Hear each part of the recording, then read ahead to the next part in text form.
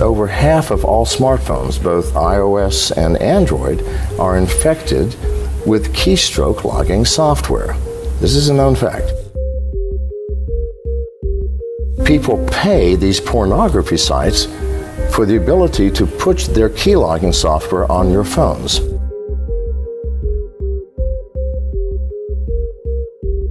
How do you think they make their money? It costs millions of dollars to maintain these massive databases and have the bandwidth to disperse this pornography, and yet you don't pay? Yes, you're paying. While you are watching your phone is watching you. This is just a fact of life.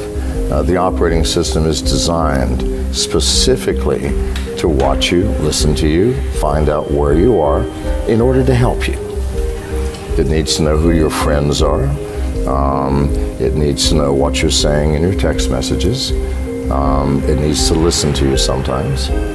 And so you're looking at your phone and you have all of these facilities, but it is the world's greatest spy device, designed as a spy device. Now, there's nothing wrong with that as long as the person spying on you is spying on you for benign reasons, meaning maybe they just want to sell you something. I can choose to say no.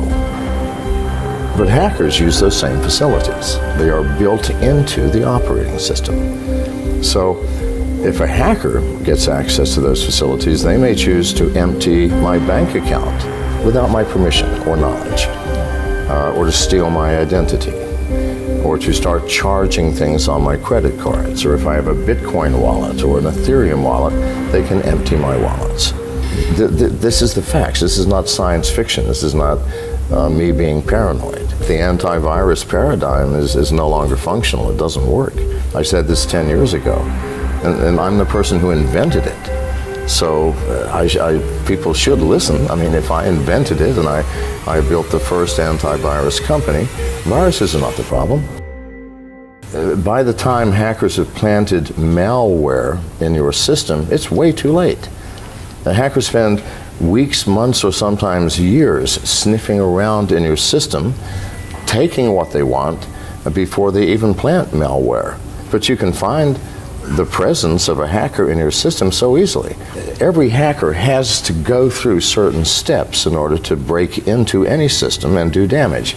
The first thing they have to do is get through the firewall, and all firewalls have holes. It's impossible to build a firewall that can keep out all hackers. It just can't be done. They have to get through the firewall, and then they have to find out where they are. And so what's on this net? So they sniff every device on the network. You have people, I mean, I've even heard people at Google say that if you have nothing to hide, you have nothing to fear. Well, I've never heard anything crazier.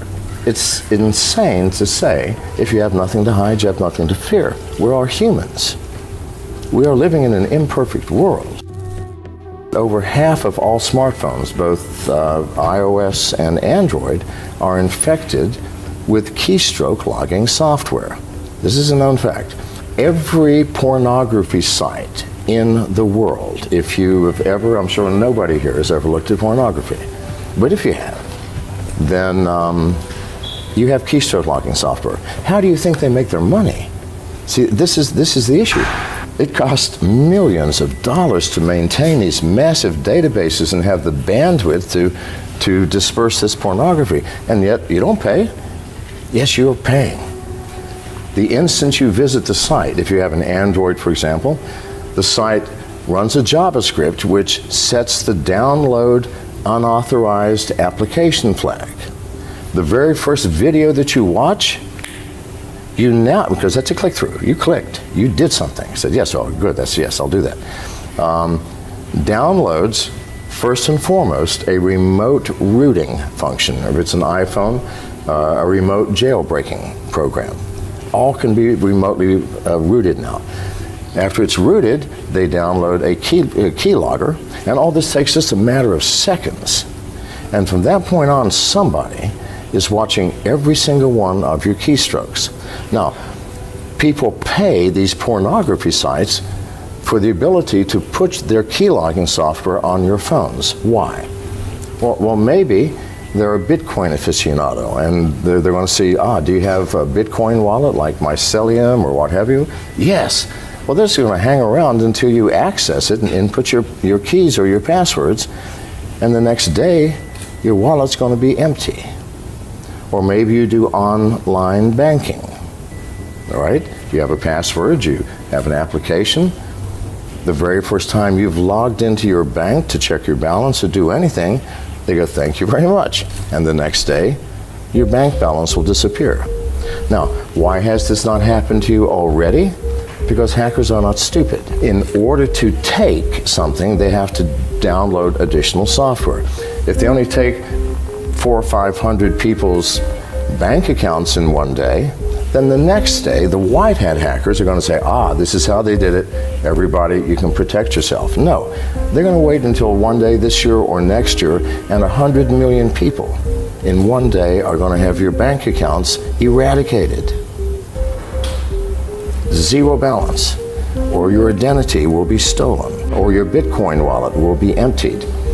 Or maybe they've been watching your keystrokes to see if, maybe you're saying something to a friend or a lover that maybe could compromise you.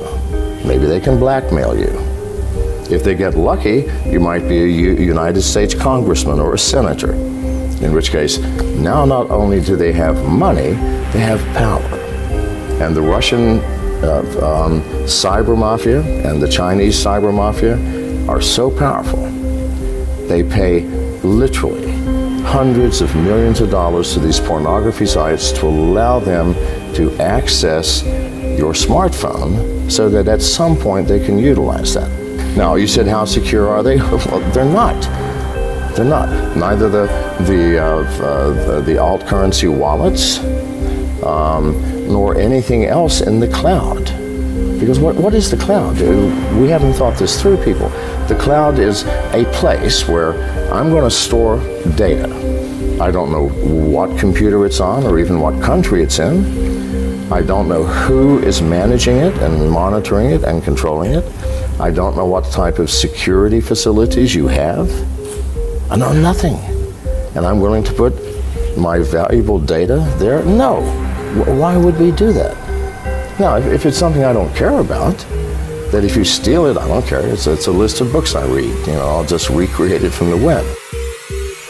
But if it's something that matters, it's like saying, we've all agreed now we have secrets, yes? Why don't you let me keep your secrets? Why should you be burdened with having to keep your secrets? I mean, you've got too many stories to tell. Why don't you give it to me and let me manage it for you? Isn't that crazy? And that's what we're doing with our, quote, secret data. That is data we don't want to have stolen from us or taken or accessed.